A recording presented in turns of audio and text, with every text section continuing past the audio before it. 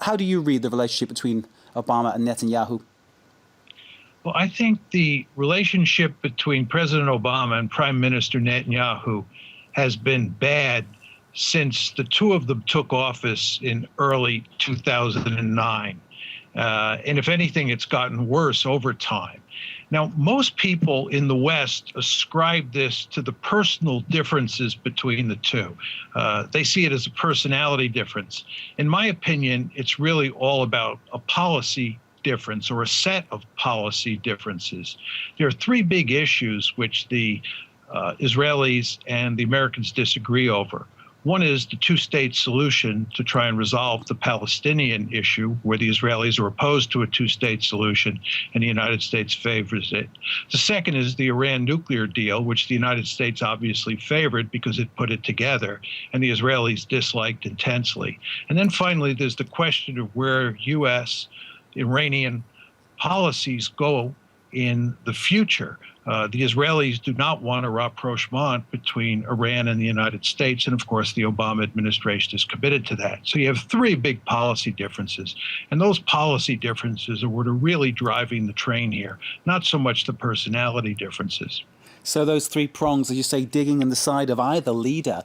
Tell us about the actual lobby, AIPAC, the American-Israeli Public Affairs Committee.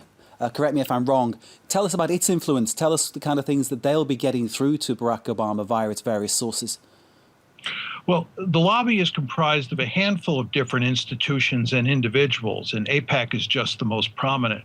What's going on here is that the lobby is deeply concerned about making sure that the United States and Israel have very close relations for the foreseeable future.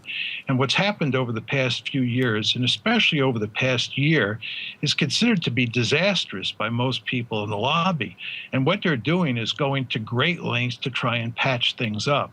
And I believe that the principal reason that Benjamin Netanyahu is on his best behavior with Barack Obama in Washington at this point in time is because he's been told in no uncertain terms by members of the lobby that what's happening in terms of the fraying of U.S.-Israeli relations is not good for Israel over the long term, and the lobby is finding it increasingly difficult to keep the United States, especially the Democratic Party, sympathetic to Israel.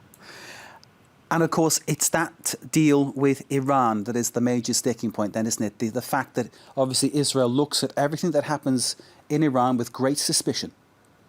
One could argue that the Palestinian issue is at least as important, if not more important.